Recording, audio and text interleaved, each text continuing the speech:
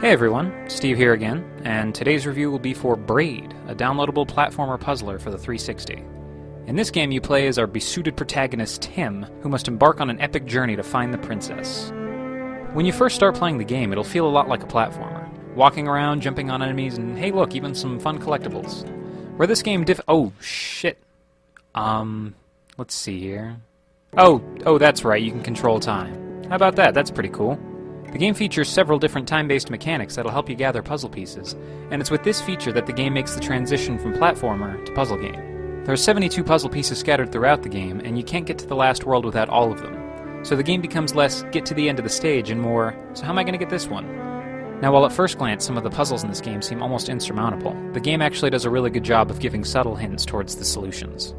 Like when you start the second world, you find out that a green glow on an object means that it's not affected by time control. Later, you might be trying to get a particular puzzle piece, and after a while notice a nearby lever or lion's head? Is that what that is? Has a green glow on it. This lets you know that maybe you should try to find some way to use that object to get the piece. Hints like this help keep the game from getting too frustrating, and at the same time, they're subtle enough so that you don't just breeze through it. The puzzles will sometimes also require an amount of timing and precision to complete. Just because you have the solution doesn't mean that it won't take you a few tries to get through it. This element adds to the challenge of the game and keeps the puzzles from feeling stale.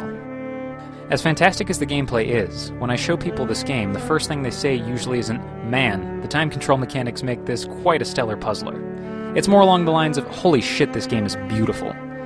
While the character and enemy sprites are a bit basic, it's the backgrounds and time effects that are truly jaw-dropping. It almost seems as though the game is being hand-painted as you play. In the same category, the soundtrack, which as usual can be heard throughout this review, is like nothing I've heard in a game before. It really captures the feel of the level, giving a sunny field some light violin or a dark wasteland a resonating cello. At the beginning of this review, I mentioned you play as Tim, who goes on a journey to get the princess. Now it may seem like I kind of summarized there, just gave a basic premise, but even having beaten the game, that's all I was really completely sure of the whole time. At the beginning of each world there are several books that, when you stand in front of them, tell a bit of the story. But between that, the pictures that the puzzle pieces make up, and the ending, it just doesn't make sense. I'm not going to give away anything, but to make sure I wasn't just dumb, as is sometimes the case, I looked it up. There are about 1,000 theories about the story.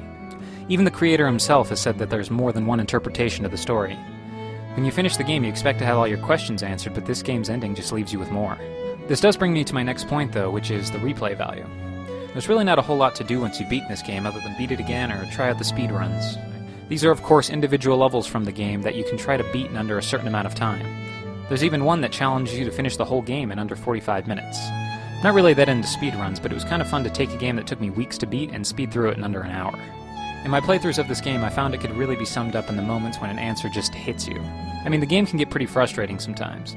You try something one way and it doesn't work, and then something else and that doesn't work either, and after like an hour of attempts you turn the goddamn thing off and leave. But what makes it all worth it is when you come back and it finally just clicks. You see something you didn't before and you try something new and it works. It was those moments of clarity that really kept me looking forward to playing this game every day. Though it may have seemed like a negative when I was talking about the story earlier, I realized that all the questions the game leaves are meant to make you think. It gives another dimension to what seems like a simple puzzle game, and along with its beautiful visuals and emotion-inspiring music, this game genuinely feels like a work of art. I mentioned in my last review that Castle Crashers is the best game on Xbox Live right now, and I still believe that. But if you don't have people over a lot, or you're just more into puzzlers, or maybe you just think to yourself, hey, maybe I'll buy myself 2 games, then I definitely recommend Braid as the game you should pick up.